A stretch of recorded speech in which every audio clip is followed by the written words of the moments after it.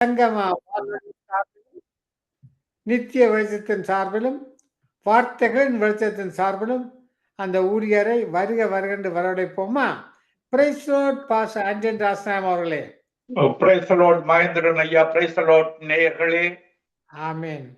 ஒவ்வொரு நாளும் அருமையான வெளிப்பாட்டுக்கு கொடுக்கிற நீங்கள் உண்மையிலே உங்களுடைய வார்த்தைகளை கேட்கும் பொழுது ஆழமான சத்தியங்களை கற்றுக்கொண்டு ஆவியில் மேலும் வளர கர்த்தர் கிருபை செய்து கொண்டிருக்கிறார். அதாவது இந்த வார்த்தையில் வேரூன்றி கனி கொடுக்கும் பிள்ளைகளாக உங்களுடைய சீரியங்களை மாற்றி அமைக்கிறதுக்காக தேவன் நன்றி சொல்கிறேன். இப்பொழுது பாஸ்டர் உங்களை ஒப்புக் கொடுக்கிறேன், நீங்க வழி நடத்துங்க. ஆமென். ஆமென். தேவனுக்கு மகிமை உண்டாவதாக. நாங்கள் இன்றைக்கு இயேசுவில் இருந்த சிந்தை எங்களுக்கும் வேண்டும். ஒரு ஜெபத்துடன் ஆரம்பிப்போம். கிருபையும் இரக்கமும் பரிசுத்தமும் நிறைந்த எங்கள் அன்பு தகப்பனே, உம்முடைய ஒரே பேரான குமாரனாகிய இயேசு கிறிஸ்துவை இந்த உலகத்துக்கு அனுப்பி உம்முடைய சிந்தையில, இயேசுவின் சிந்தையில எங்களை வாழ நீர் எங்களை அழைத்திருக்கிறீர்.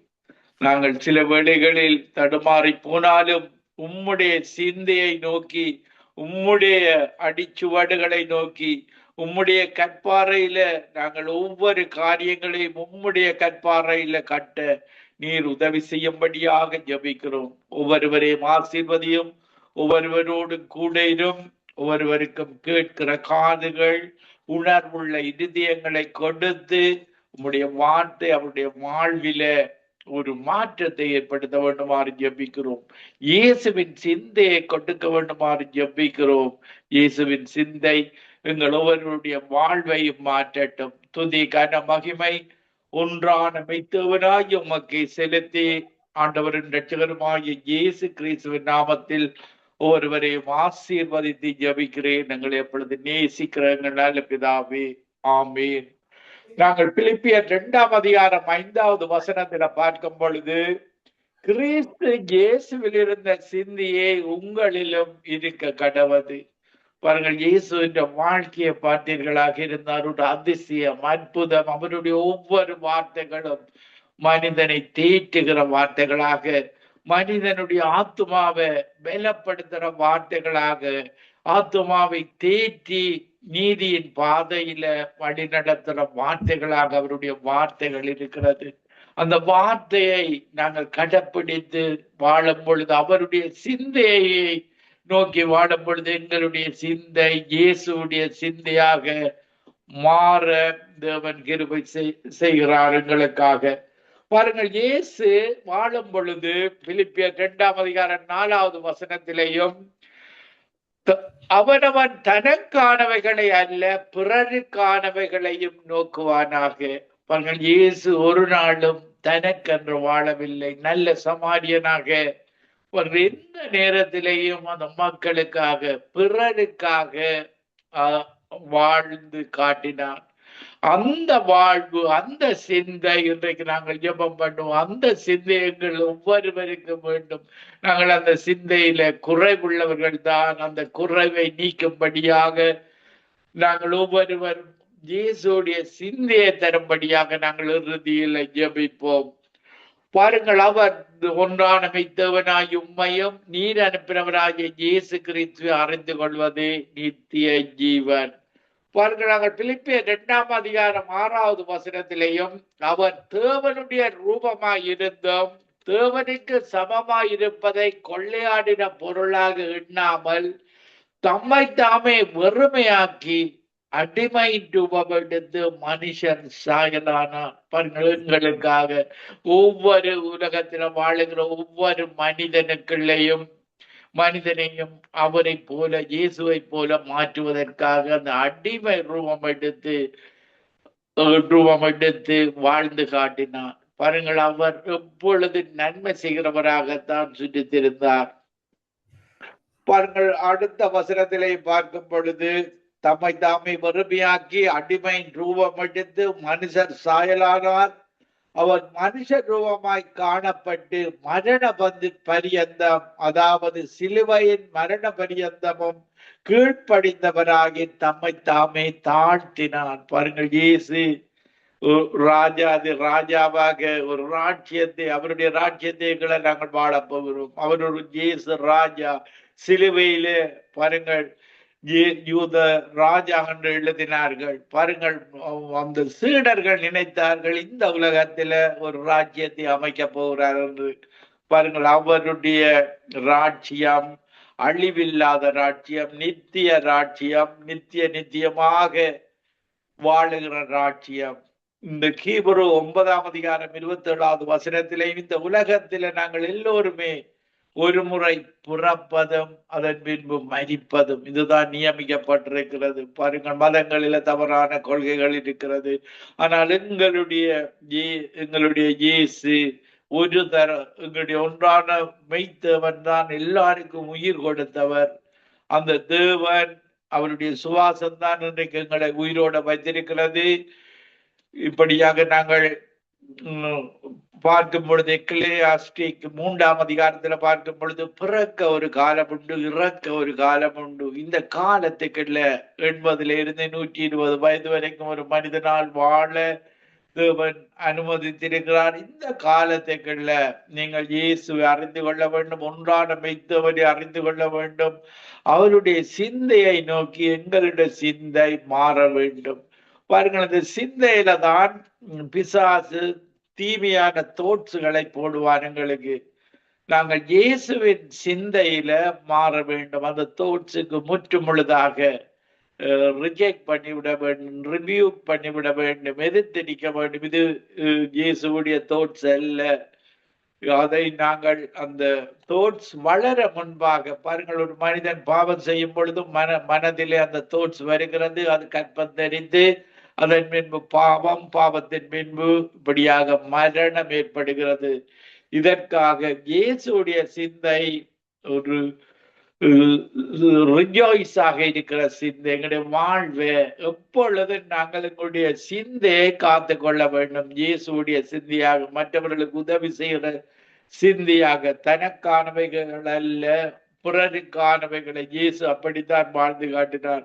அவரிடத்துல வருகிற எல்லாருமே அவரிடத்துல நன்மைகளை மட்டும் பெற்று சென்றார்கள். ஒரு தீமை கூட இயேசு செய்யவில்லை. ஏனென்றால் அவர் பரிசுத்தர், அவர் மட்டும்தான் பரிசுத்தர். என்னில் குற்றம் உண்டென்று, பாவம் உண்டென்று யார் உங்களில் என்னை குற்றப்படுத்த கூடும்? பாருங்களது, அந்த விசாரத்தில கண்டுபிடிக்கப்பட்ட அந்த பரிசேயர் சதுசேயர் கொண்டு அவருக்கு முன்பாக நிறுத்தும் பொழுது, எல்லா உலகத்தில் உள்ள எல்லா மனிதர்களும் பாவிகள் தான். ரோமர் 3ஆம் அதிகாரம் 21வது வசனத்தின்படி எல்லோரும் பாவம் செய்து தேவ மகிமையற்றவர்களாகி நாங்கள் எல்லோருமே பாவிகள். இயேசுதான் பரிசுத்தராக வாழ்ந்து பரிசுத்தமாக மக்களுக்கு அத்தனை நன்மைகளையும் செய்து உதவி செய்து வாழ்ந்து பாவிகளாய் எங்களுக்காக அந்த பாவத்தை சுமந்து கொண்டார். சாபமுள்ள மனுக்குலத்திற்காக அந்த சாபத்தை சுமந்து கொண்டார். அவர் செய்த ஒவ்வொரு காரியங்களும், பாருங்கள், ஒரு குற்றவாளி தான் தண்டிக்கப்பட வேண்டும். நாங்கள் தான் பாவிகள், மனுக்குலம் தான் பாவிகள். நாங்கள் ஒவ்வொருவரும் தண்டிக்கப்பட வேண்டும். ஆதாம் ஏவாள் தொடக்கம் என்று வாழுகிற ஒவ்வொருவரும் சிலுவையில் அறைக்கப்பட வேண்டியவர்கள். எல்லா இந்த மதங்களில நீங்கள் இருந்தாலும் எல்லா ஆத்துமாக்களும் அந்த ஒன்றான தேவனுடையது. அவர்தான் எல்லா ஆத்துமாக்களுக்கும் சொந்தக்காரர், கிரியேட் பண்ணினவர். மதங்கள் மனிதனால் உருவாக்கப்பட்டது. அந்த தேவன், பாருங்கள், மனிதனாக இந்த உலகத்துல வந்து எங்களுக்காக பரிசுத்த ஆவியினால மரியாள் வயிற்றில கற்பம் தரித்து பரிசுத்த மனிதனாக அவர் வாழ்ந்து பாவமில்லாத இயேசு பாவிகளாய் எங்களுக்காக பாவமாக்கப்பட்டார். பாருங்கள், சிலுவையில் அறைந்ததன் மூலமாக அவருடைய சரீரம் பரிசுத்த சரீரம். நாங்கள் எங்களுடைய எல்லாருடைய சரீரம், ஆதாம் ஏவாளின் சந்ததியாகிய நாங்கள் எல்லாருடைய சரீரமும் பாவ சரீரமாக இருக்கிறது. தேவனுடைய பார்வையில ஒரு பாவம் செய்தால் கூட நாங்கள் பாவிகள் என்ற கேட்டகரிக்குள்ள போகிறோம். எல்லா மனிதர்களும், பாருங்கள், காந்தி, புத்தர் இப்படியான எந்த மனிதனும் இந்த உலகத்தில ஒரு தாயின் வயிற்றில, சாதாரண தாயின் வயிற்றில பிறந்த எல்லா மனிதர்களும் மனிதரோடு எங்களுடைய தேவனுடைய ஆவி, பரிசுத்த ஆவி, பரலோகத்திலே இருந்து அனுப்பப்பட்ட பரிசுத்த ஆவியானவர். பாருங்கள், 1 பேதுரு 1:12 நீங்கள் வாசிக்கும் பொழுது பரலோகத்திலிருந்து அனுப்பப்பட்ட பரிசுத்த ஆவியானவர் மூலமாகத்தான் மரியாள் கற்பம் தரித்தார். பரிசுத்த பிள்ளையாக இயேசு வாழ்ந்து காட்டினார். பாருங்கள், யோசேப்புக்கு பிறந்த பிள்ளைகள் அவருடைய யூதா, யோசு,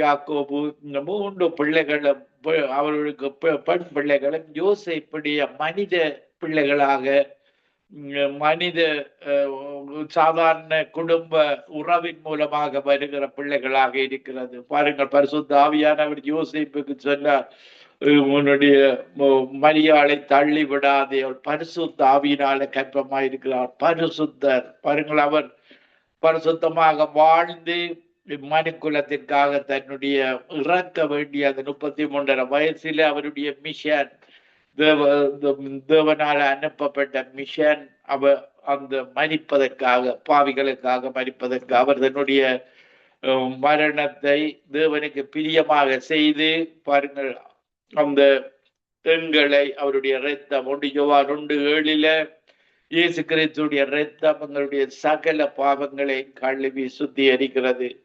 நாங்கள் 1 பேதுரு 2:24 வசனத்தில் அவருடைய தழும்புகள் ஒவ்வொன்றும் எங்களுக்கு சுகத்தை தருகிறது.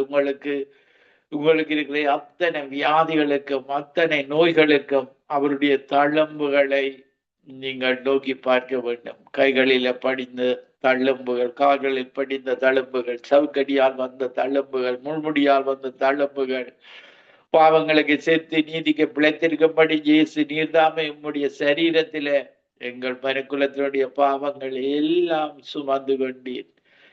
எங்களுக்காக காயப்பட்டீர், எங்களுக்காக நொறுக்கப்பட்டீர், எங்களுக்கு சமாதானத்தை உண்டு பண்ணும் ஆக்கினியை இயேசுவே நீர் ஏற்றுக்கொண்டீர். உம்முடைய தழும்புகள் ஒவ்வொன்றும் எங்களுக்கு சுகத்தை தருகிறது, பெலத்தை தருகிறது, ஆசீர்வாதத்தை தருகிறது.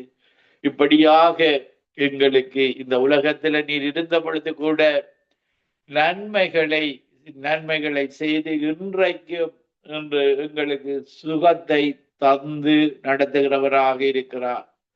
நாங்கள் பிலிப்பியர் 2:10 வசனத்திலிருந்து பார்க்கும் பொழுது, 9வது வசனத்திலிருந்து பார்க்கும் பொழுது, ஆதலால் தேவன் எல்லாவற்றுக்கும் மேலாக அவரை உயர்த்தி இயேசுவின் நாமத்தில் வானோர் பூதளத்தோர் பூமியின் கீழோருடைய முழங்கால்கள் யாவும் முடங்கும் படிக்கும் பிதாவாகிய அவருக்கு மகிமையாக இயேசு கிறிஸ்து கர்த்தர் என்று நாவுகள் யாவும் அறிக்கை பண்ணும் படிக்கும் எல்லா நாமத்துக்கும் மேலான நாமத்தை அவருக்கு தந்தருளினார். பாருங்கள், அவருடைய நாமம்தான் மேலான நாமம், கேன்சரை அகற்றுகிற நாமம். இதற்காகத்தான் நாங்கள் ஜெபிக்கும் பொழுது இறுதியாக அவருக்கு நாங்கள் விண்ணப்பங்கள், வேண்டுதல்களை தோத்திரத்தோடு கூடிய ஜெபத்தில் ஏறெடுக்கிறோம். இறுதியில மேலான நாமத்தில, இயேசுவின் நாமத்தில, mighty name of Jesus, holy name of Jesus என்று சொல்லி நாங்கள் ஜெபிக்கிறோம். இயேசு நாமத்தில அந்த நோய்கள் குணமடைகிறதாக இருக்கிறது. உங்களுடைய நோய்கள் ஒவ்வொன்றும் இதற்காகத்தான் எல்லா நாமத்திலும் மேலான நாமத்தை ஆண்டவராகிய இயேசு கிறிஸ்துடைய நாமம்தான் இந்த உலகத்தில மனிதரால வைக்கப்பட்ட எல்லா நாமத்திலும் பார்க்க மேலான நாமமாக, நோயை குணமாக்குற நாமமாக இருப்பதை நாங்கள் காணக்கூடியதாக இருக்கிறது. பாருங்கள், அவருடைய சிந்தை நன்மை செய்கிற சிந்தை. பாருங்கள், இந்த உலகத்தில் இருக்கும் பொழுது மத்தேயு 4:23 வசனத்துல பார்க்கும் பொழுது, இயேசு கலிலேயா எங்கும் சுற்றி நடந்து அவர்களுடைய ஜெப ஆலயங்களில் உபதேசித்து ராஜ்யத்தின் சுவிசேஷத்தை பிரசங்கித்து ஜனங்களுக்கு உண்டாயிருந்த சகல வியாதிகளையும் சகல நோய்களையும் நீக்கி சொஸ்தமாக்கினார். பாருங்கள், என்ன வியாதியாக இருந்தாலும் இயேசு சொஸ்தமாக்கினார். சகல வியாதிகளை பட்சபாதம் இல்லாமல் அவரிடத்துல அவருடைய மனப்பிரசங்கத்தை கேட்க வந்தவர்கள் 3 நாள் தொடர்ந்து, பாருங்கள், 3 நாள் தொடர்ந்து அவருடைய வசனத்தை கேட்டார்கள். கேட்டு அவர்களுக்கு உணவு கொடுத்து அவர்கள் உணவு உட்கொள்ளாமல் போவாரா இருந்தார்கள், சோர்ந்து போவார்கள், வழியில விழுந்து போவார்கள். இரக்கமுள்ளவராக, மனதுருக்கமுள்ளவராக, பரிசுத்தமுள்ளவராக பாருங்கள். அவருடைய சிந்தை எங்களுக்கு வேண்டும். இதுதான் நாங்கள் இன்றைக்கு எங்கள் ஒவ்வொருவருக்கும் அந்த சிந்தை தான் வேண்டும். பாருங்கள், ஒவ்வொருவரையும் எங்களுக்கு ஒரு ஊழியத்தை தந்து அழைத்திருக்கிறார். பாருங்கள், பிலிப்பியர் 2:14 கிறிஸ்து இயேசுவுக்குள் தேவன் அழைத்த பரம அழைப்பின் பந்தய பொருளுக்காக இலக்கை நோக்கி தொடருகிறோம். பாருங்கள், எங்கள் ஒவ்வொருவரையும் 5 விதமான ஊழியங்களில அப்படி அழைத்திருக்கிறார். அப்போஸ்தலராக, பாஸ்டர்ஸாக, சுவிசேஷராக, இப்படியாக 5 விதமான ஊழியங்களில எங்களுக்கு தந்து அழைத்திருக்கிறார். இந்த ஊழியத்தை நாங்கள் உண்மையோடு முத்தமத்தோடும் செய்யும் பொழுது இந்த உலகத்தில அழிகிற கிரீடத்தை தருவார்கள். பாருங்கள், ஒரு அழிந்து போற கிரீடம். நாங்கள் அதை கொண்டு போக முடியாது. பரலோகத்தில எங்களுக்கு அழியாத கிரீடம், நித்தியமாக வாழுகிற கிரீடத்தை தேவன் எங்களுக்கு தருகிறவராக இருக்கிறார். பிலிப்பியர் 3:16 15-16 நாங்கள் பார்க்கும் பொழுது, ஆகையால் நம்மில் தேறினவர்கள் யாவரும் இந்த சிந்தையாய் இருக்க கடவோம். எந்த காரியத்திலாவது நீங்கள் வேற சிந்தையாய் இருந்தால் அதையும் தேவன் உங்களுக்கு வெளிப்படுத்துவார். ஆகிலும் நாம் எதுவரையில் தேறி இருக்கிறோமோ அது முதல் ஒரே ஒழுங்காய் நடந்து கொண்டு ஒரே சிந்தையாயிருப்போம். ஒரே சிந்தையாக நாங்கள் எங்களுக்கு மத்தியில இயேசு தலைவராக இருக்கிறார். நாங்கள் ஒவ்வொரு அவயவங்களாக இருக்கிறோம். ஒவ்வொரு அவயவங்களும், ஒவ்வொரு மனிதனும் ஒவ்வொரு அவயவங்களாக இருக்கிறார். பாருங்கள், கையாக, காலாக, பாருங்கள், தலையாக இயேசு இருக்கிறார். நாங்கள் தலை இயேசுவாக வைத்து நாங்கள் ஒவ்வொருவரும் அவயவங்களாக நாங்கள் ஒவ்வொரு அவயவங்கள் பெரிதல்ல. அவயவங்கள் ஒவ்வொன்றும் ஒவ்வொரு வேலையை செய்வதற்காக தேவையான ஒரு இன்றைக்கு ரோபோட்டை அமைக்கிறது போல மனிதனை அவருடைய சிந்தையில பெர்ஃபெக்டாக படைத்திருக்கிறார். பாருங்கள், 2 கை தேவை, 2 கால்கள் தேவை, 2 கண்கள் தேவை, மூக்கு 1 தேவை. இப்படி எல்லாவற்றையும் அவர் படைத்தது ஒரு பெர்ஃபெக்டாக எங்களுடைய தேவன் மனு குலத்தை படைத்திருக்கிறார். பாருங்கள், இந்த கெட்ட சிந்தை உள்ளவர்கள், பாருங்கள், இன்றைக்கு சில மனிதர்கள் கெட்ட சிந்தை உள்ளவர்களாக இருப்பார்கள். இந்த கிறிஸ்தவ ஊழியங்களை ஆதாயத்துக்காக செய்வார்கள். பாருங்கள், இயேசு ஜெப ஆலயத்திற்கு சென்று பாருங்கள், அங்கு வியாபாரம் செய்தவர்களை எல்லாம் தட்டி என்னுடைய வீடு ஜெப வீடாக இருக்க வேண்டும் என்று அவர் அங்கு கற்றுக் கொடுத்ததை நாங்கள் பார்க்கக்கூடியதாக இருக்கிறது. பாருங்கள், ஒரு 24 மணி நேரம் பாருங்கள் ஜபித்து கொண்டிருக்க வேண்டும். பாருங்கள், சவுத் கொரியாவில் நாங்கள் பார்க்கும் பொழுது அங்கு ஒரு பிரேயர் மவுண்டன் இருக்கிறது. அங்கு 24 மணி நேரமும் ஜபித்து கொண்டிருப்பார்கள். ஒரு இடத்துல அபிஷேகம் தொடர்ந்து இருக்குமாயிருந்தால் அந்த இடத்துல நாங்கள் போகும் பொழுது அந்த அபிஷேகத்தை உணரக்கூடியதாக இருக்கும். பாருங்கள், அவர்கள் வேலை செய்வார்கள். வேலை செய்த பின்பு அந்த பிரேயர் மவுண்டனுக்கு 24 மணி நேரமும் அந்த இடத்துல போய் ஜபிக்கலாம். யாரும் எல்லா போனகையின் கிறிஸ்டியனும் போய் ஜபிக்கிறார்கள். அதனாலதான் அந்த தேசம் ஒரு ஆசீர்வதிக்கப்பட்ட தேசமாக, ஒரு வளமுள்ள தேசமாக, ஞானம், புத்தி, அறிவோடு வாழுகிற தேசமாக, டெக்னாலஜி, தொழில்நுட்பங்களோடு வாழுகிற தேசமாக இருக்கிறது. பாருங்கள், நாங்கள் 1 தீமோத்தேயு 6:17 ஐஸ்வர்யவான்கள், இந்த உலகத்தில ஐஸ்வர்யவான்கள் பாருங்கள் இருமாப்புள்ள சிந்தை உள்ளவர்களா இருக்கிறார்கள். பாருங்கள், நாங்கள் தேவன் கர்த்தருடைய ஆசீர்வாதமே எங்களுக்கு ஐஸ்வர்யத்தை தருகிறது. இவ்வுலகத்தில் நாங்கள் 1 தீமோத்தேயு 6:17 பார்க்கும் பொழுது, இவ்வுலகத்தில் ஐஸ்வர்யம் உள்ளவர்கள் இருமாப்பான சிந்தை உள்ளவர்களாயிராமலும் நிலையற்ற ஐஸ்வர்யத்தின் மேல் நம்பிக்கை வையாமலும் நாம் அனுபவிக்கிறதற்கு சகலவித நன்மைகளை நமக்கு சம்பூர்ணமாய் கொடுக்கிற ஜீவனுள்ள தேவன் மேல் நம்பிக்கை வைக்க வேண்டும். அவர்கள் இப்படி நாங்கள் ஜீவனுள்ள தேவன், கர்த்தருடைய ஆசீர்வாதமே எங்களுக்கு ஐஸ்வர்யத்தை தருகிறது. பாருங்கள், இன்றைக்கு மதங்களில் இருக்கிற மக்களும் சில வீடுகளில் விளைச்சல் அதிகமாக இருக்கும் பொழுது அவர்கள் ஆசீர்வாதமாக இருக்கிறார்கள். சங்கீத 4ஆம் அதிகாரத்துல பார்க்கும் பொழுது அவர்களுக்கு திராட்சை ரசமும் இந்த கனிகளும் பெருகி இருக்கிற காலத்தின் சந்தோஷத்தை விட எங்களுக்கு அதிக சந்தோஷத்தை தந்திருக்கிறார். அந்த அபிஷேகத்தை பெற்ற ஒவ்வொரு கிறிஸ்தவர்களுக்கும் குறை இல்லை. அந்த குறைவெல்லாம் சிலுவை கூடாக, அந்த ரைச்சியஸ்னஸ் கூடாக இந்த குறைவெல்லாவற்றை எங்களுக்கு நிறைவாக்கி தருகிறவராக இருக்கிறார். எங்களை சம்பூரணமாக எல்லா தேவைகளை சந்தித்து வாழ வைக்கிற தேவனாக எங்களுடைய தேவன் இருக்கிறார். 1 பேதுரு 4ஆம் அதிகாரம் 1வது வசனத்திலே பார்க்கும் பொழுது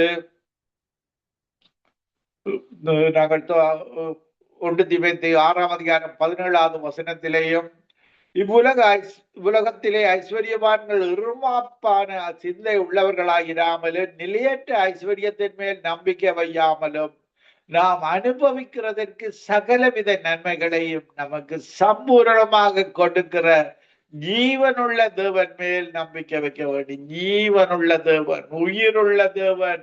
இன்னைக்கு மதங்களில உயிரை பார்க்க முடியாது. எங்களுடைய தேவன் உயிருள்ளவராக சம்பூரண ஆசீர்வாதங்களை தருகிற அவரிடத்துல நாங்கள் வைக்க வேண்டும். 1 பேதுரு 4ஆம் அதிகாரம் 1வது வசனத்திலேயும் நாங்கள் பார்க்கும் பொழுது இப்படி இருக்க கிறிஸ்து நமக்காக மாம்சத்திலே பாடுபட்டபடியால் நீங்களும் அப்படிப்பட்ட சிந்தையை ஆயுதமாக தெரிந்து கொள்ள வேண்டும். நாங்களும் பாடுகளை அனுபவிக்க பவுலின் ஊழியத்துல பார்க்கும் பொழுது பாருங்கள், பவுல் எத்தனையோ பாடுகள் பட்டான். அந்த பாடுகளை எல்லாம் அவன் சந்தோஷமாக ஏற்றுக்கொண்டான். சந்தோஷமாக அந்த பாடுகளை அவருடைய தேவனுடைய உதவியோடு சந்தோஷமாக ஏற்றுக்கொண்டு அவர் ஓடி முடித்ததை நாங்கள் பார்க்கக்கூடியதாக இருக்கிறது. ஒரு வெற்றியுள்ள ஓட்டத்தை ஓடி முடித்தேன். இப்படியாக பவுல் தீமோத்தேயு தங்களுடைய ஓட்டத்தை ஓடி முடித்ததை நாங்கள் பார்க்கக்கூடியதாக இருக்கிறது.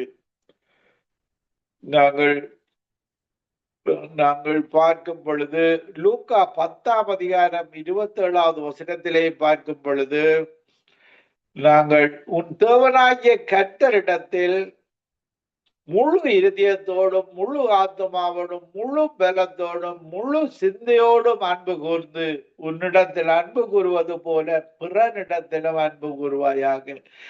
நாங்கள் முழு சிந்தையில அந்த மெய்யான தேவனை அன்பு கூற வேண்டும். இயேசு கிறிஸ்துவை அன்பு கூற வேண்டும். நாங்கள் ரோமர் 8ஆம் அதிகாரம் 6வது வசனத்திலேயே மாம்ச சிந்தை மரணம், ஆவியின் சிந்தையோ ஜீவனம் சமாதானமும். பாருங்க, மாம்ச சிந்தை இந்த ஆதாமுவாளின் சந்ததியால எங்களுக்கு கிடைக்கிறது. இந்த மாம்ச சரீரத்தோடு பிறக்கிறோம். இங்க நாங்கள் மறுபடியும் பிறக்கும் பொழுது இயேசு கிறிஸ்துடைய ஆவியினால நாங்கள் பிறக்கிறோம், மறுபடியும் பிறக்கிறோம் பரிசுத்த ஆவியினால. அது எங்களுக்கு ஜீவனை தருகிறது, சமாதானத்தை தருகிறது. ரோமர் 8ஆம் அதிகாரம் 8வது வசனத்திலே மாம்சத்துக்கு உட்பட்டவர்கள் தேவனுக்கு பிரியமாயிருக்க மாட்டார்கள், தேவனுடைய ஆவி உங்களில் வாசமாக இருந்தால். நீங்கள் போனகை கிறிஸ்டியனாக இன்றைக்கு ஊழியம் செய்கிற அத்தனை பேரும் விசுவாசிகளும் தேவனுடைய ஆவி உங்களில் வாசமாக இருந்தால் நீங்கள் மாம்சத்துக்கு உட்பட்டவர்களாகிராமல் ஆவிக்கு உட்பட்டவர்களாக இருப்பீர்கள். கிறிஸ்துவின் ஆவி இல்லாதவன் அவர்களுடையவன் அல்ல. கிறிஸ்துடைய ஆவி பரிசுத்த ஆவி. அந்த பரிசுத்த ஆவியை இல்லாதவன் இயேசு கிறிஸ்துடையவன் அல்ல. பாருங்கள், நாங்கள் ஜெபிக்கும் பொழுது அவர் அந்த பரிசுத்த ஆவியானவர் எங்களுக்கு உதவி செய்கிறார். சில சந்தர்ப்பங்களில் ஜெபிக்க தெரியாமல் இருக்கும் பொழுது, ஜெபிக்க அறியாமல் இருக்கும் பொழுது இந்த ஆவியானவர், பாருங்கள் ரோமர் 8ஆம் அதிகாரம் 27வது வசனம் சொல்லுகிறது, ஆவியானவர் தேவனுடைய சித்தத்தின்படியே பரிசுத்தவான்களுக்காக வேண்டுதல் செய்கிறபடியால் இருதயங்களை ஆராய்ந்து பார்க்கிறவர் ஆவியின் சிந்தனை என்னவென்று அறிவார். எங்களுடைய ஆவியின் சிந்தனை என்ன என்பதை தேவன் அறிகிறவராக இருக்கிறார்.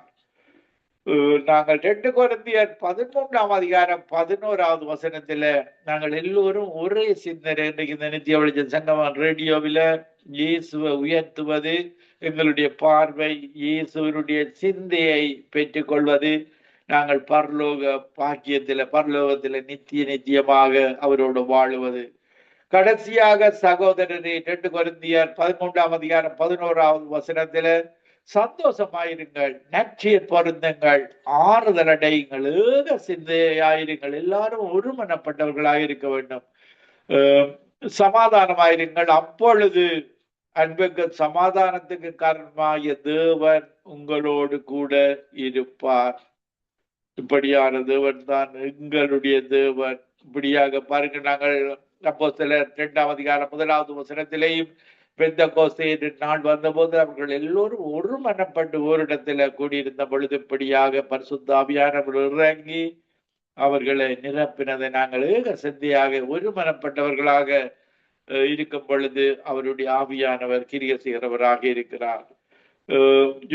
யோவான் 14ஆம் அதிகாரம் 12வது வசனத்துல நாங்கள் இந்த இயேசுடைய சிந்தை எங்களுக்கு வரும் பொழுது அதை நாங்கள் வளர்த்து கொள்ள வேண்டும், அதை நோக்கி பயணம் செய்ய வேண்டும் பரிசுத்த ஆவியானவருடைய உதவியோடு. பாருங்கள், இப்படி செய்யும் பொழுது நாங்கள் இயேசு செய்ததை போலவும் செய்வோம், அதில் மேலானதையும் செய்வோம் என்று வேதாகமத்தில் சொல்லப்பட்டிருக்கிறது. யோவான் 14ஆம் அதிகாரம் 12வது வசனத்துல மெய்யாகவே மெய்யாகவே நான் உங்களுக்கு சொல்லுகிறேன், நான் என் பிதாவினிடத்துக்கு போறபடியினால் என்ன விசுவாசிக்கிறவன் நான் செய்கிற கிரிகைகளை தானும் செய்வான், இவைகளை பார்க்கிலும் பெரிய கிரிகைகளை செய்வான்.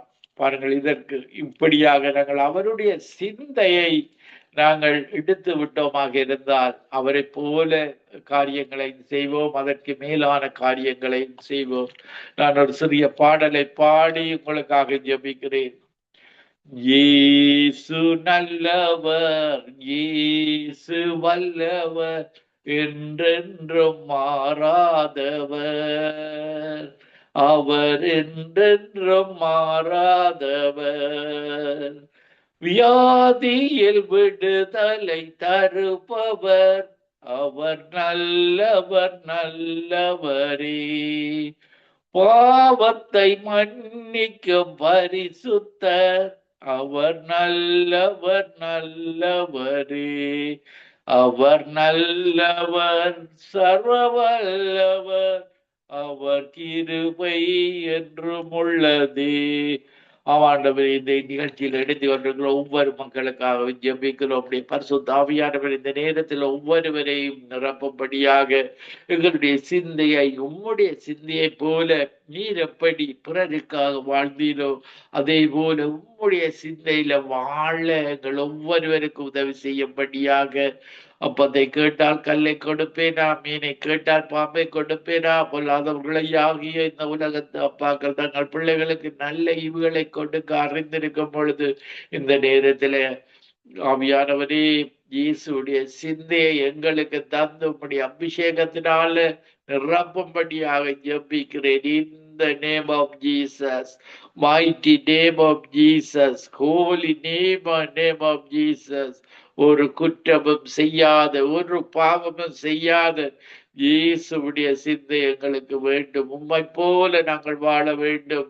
ஒவ்வொரு ஊழியக்காரரும் ஒவ்வொரு விசுவாசிகளும் உம்முடைய கற்பாறையில நாங்கள் எங்களுடைய வீடுகளை எங்களுடைய காரியங்களை கட்ட உம்முடைய சிந்தை எங்களுடைய சிந்தையாக மாறி உம்மை போல என்னை விசுவாசிக்கிறவன் என்னை போன்ற காரியங்களை செய்வான், அதிலும் பெரிதான காரியங்களையும் செய்வான் என்று சொன்னீரே. இந்த நேரத்துல நீர் உம்முடைய அபிஷேகத்தை அதிகரித்து ஊற்றும்படியாக ஜெபிக்கிறேன். கணக்கால் அளவு எங்களுக்கு போதாது, முழங்கால் அளவு போதாது, நீச்சல் ஆழத்தில் எங்கள் ஒவ்வொருவரை நிரப்பி.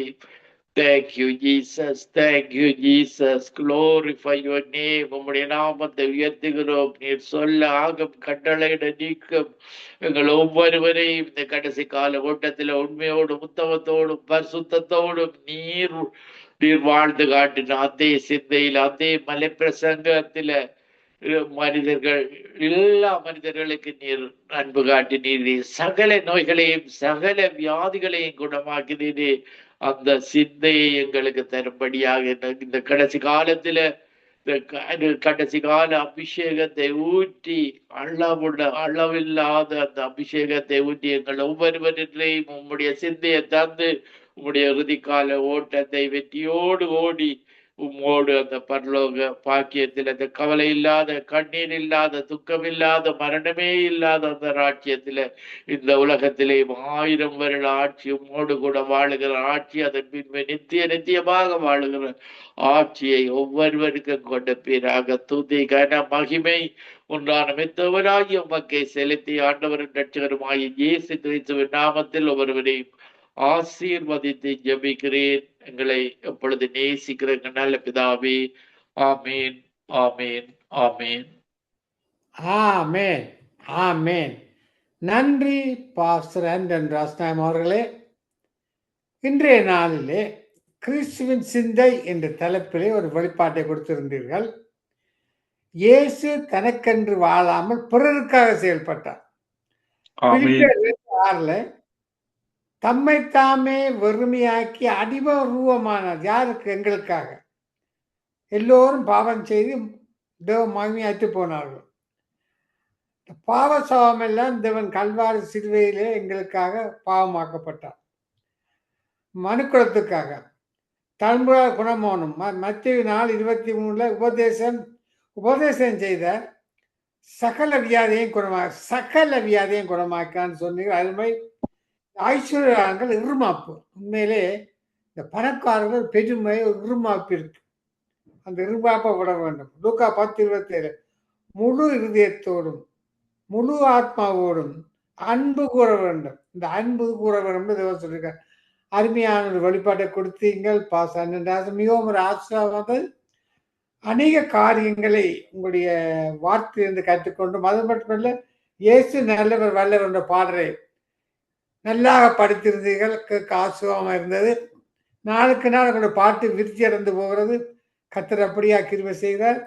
கத்தர் உங்களையும் உங்கள் ஊழியங்கள் கையிட்டு செய்யும் காரியம் எல்லாவற்றையும் தேவன் அபரிவிதமாக ஆசீர்வதிப்பாராக. ஆமேன், ஆமேன், ஆமேன். உங்களையும் ஆசீர்வதிப்பாராக. God bless you brother. God bless you நேயர்களே. ஆமேன், ஆமேன். இதுவரை நேரமும் செய்தி கொடுத்தவர் பாஸ்டர் ஆண்டன் ராஸ்நாயம் ஸ்காப்ரோ ஆண்டோரியோ.